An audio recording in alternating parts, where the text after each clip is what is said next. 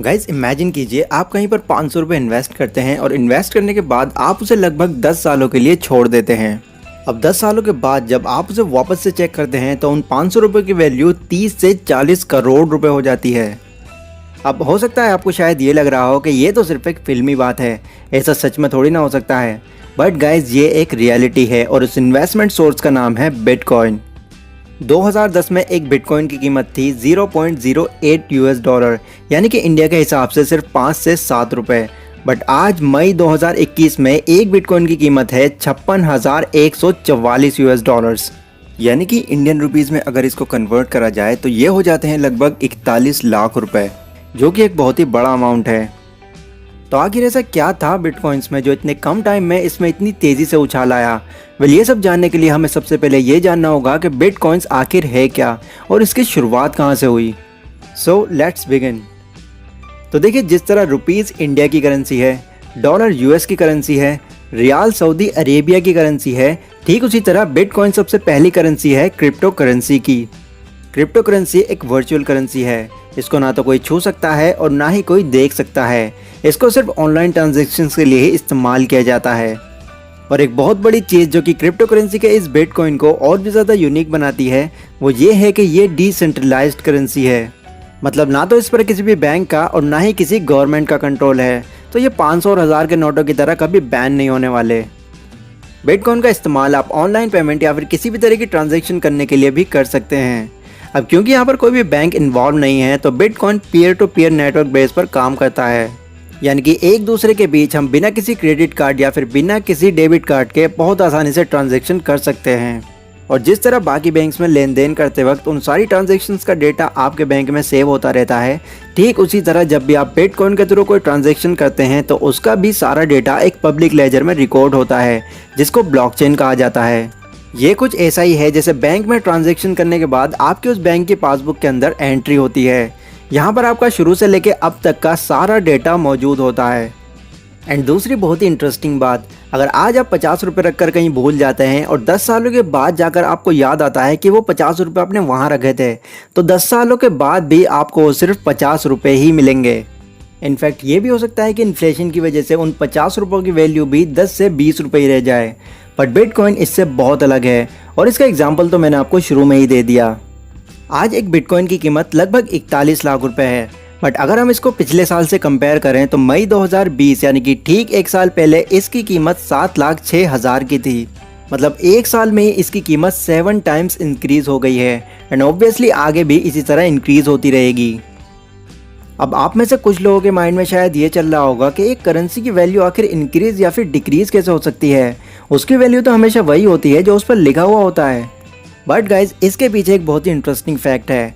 बाकी देशों की करेंसीज आपको इस दुनिया में अनलिमिटेड मिल जाएंगी, जिनकी कोई भी गिनती नहीं है, लेकिन बिटकॉइन इस दुनिया में सिर्फ 21 मिलियन ही बनाए गए हैं।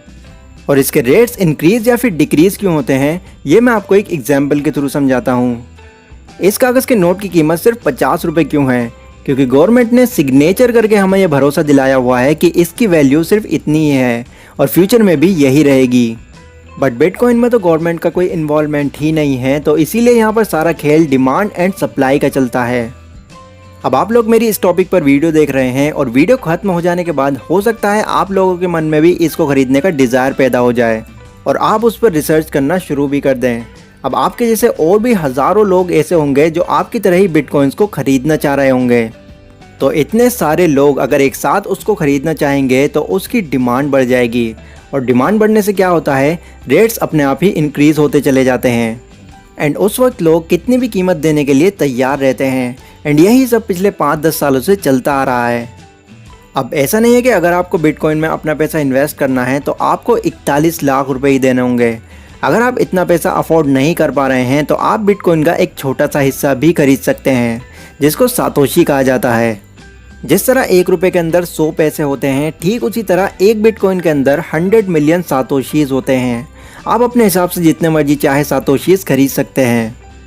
ज़ेप पे एक बहुत ही पॉपुलर वेबसाइट है जहां पर जाकर आप सातोशीज को बाय कर सकते हैं। अब जितनी भी बातें मैंने आपको बिटकॉइंस के बारे में बताई हैं, क्या उन सब से हम ये मान लें कि बिटकॉइन 100% सेफ करेंसी है? बिल्कुल नहीं। यहाँ पर अगर कुछ पॉजिटिव है तो बहुत कुछ नेगेटिव भी है। अब हम लोग बात करते हैं बिटकॉइंस के एडवांटेजेस और डिसएडवांटेजेस के बारे में। तो सबसे पहला एडवांटेज बिटकॉइंस का यही है कि यहाँ पर कोई थर्ड पार्टी इन्वॉल्व नहीं है, यानी कि इस करेंसी पर किसी गवर्नमेंट का कंट्रोल नहीं है, इसलिए गवर्नमेंट इसको बाकी करेंसीज की तरह बैन नहीं कर सकती। दूसरा एडवांटेज बिटकॉइंस का ये है कि यहाँ पर आपका अकाउंट कभी ब्लॉक नहीं किया जाता। बैंक्स में अगर आपसे कोई गड़बड़ हो जाती है या फिर बहुत लंबे टाइम तक अगर आप कोई ट्रांजैक्शन नहीं करते हैं तो ऐसे केस में आपका अकाउंट ब्लॉक कर दिया जाता है। बट बिटकॉइंस के अकाउंट में भले ही आप सालों तक कोई भी ट्रांजैक्शन ना करें, फिर भी आपका अकाउंट हमेशा सेफ रहेगा। अगला और तीसरा एडवांटेज ये है कि ये पूरी तरह टैक्स फ्री होता है। अब क्योंकि यहाँ पर गवर्नमेंट इन्वॉल्व नहीं है तो इसलिए यहाँ पर टैक्स देने का कोई चांस ही नहीं बनता। चौथा एडवांटेज इसका ये है कि आप इसको ऑल ओवर द वर्ल्ड कहीं भी इस्तेमाल कर सकते हैं। ये बात तो आप अच्छी तरीके से जानते हैं कि आप एक कंट्री की करेंसी को किसी दूसरी कंट्री में नहीं चला सकते। इसके लिए आपको उस पैसों को उस देश की करेंसी में कन्वर्ट कराना पड़ता है। बट बिटकॉइन को आप किसी भी देश में एज इट इज़ यूज़ कर सकते हैं, इसके लिए आपको इसे कन्वर्ट कराने की कोई ज़रूरत नहीं। पांचवा और आखिरी एडवांटेज इसका ये है कि अगर आप इसमें लॉन्ग टर्म के लिए अपना पैसा इन्वेस्ट करते हैं तो ये आपको स्टॉक मार्केट से भी ज़्यादा पैसा अर्न करके दे सकते हैं, क्योंकि जिस तरह से बिटकॉइंस की डिमांड बढ़ रही है उतने ही ज़्यादा इसके रेट्स इंक्रीज़ होते जा रहे हैं।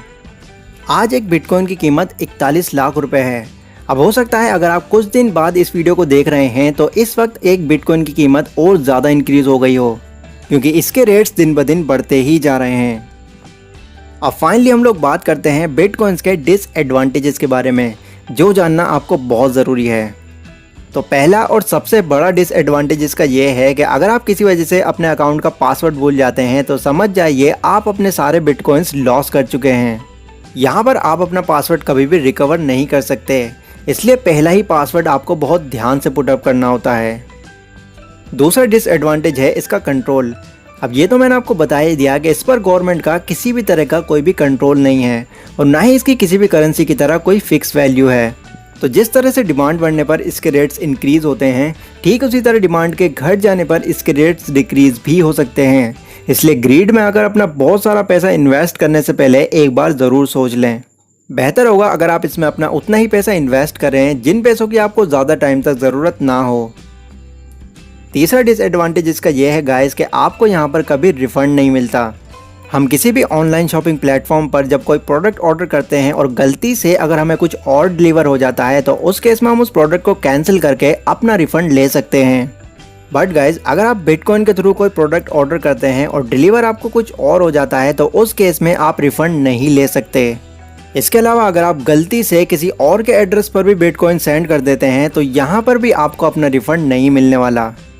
गाइस बहुत सारे ऐसे अमीर इन्वेस्टर्स हैं इंक्लूडिंग वॉरेन बफेट जो कि बिटकॉइंस के हमेशा ही खिलाफ रहे हैं।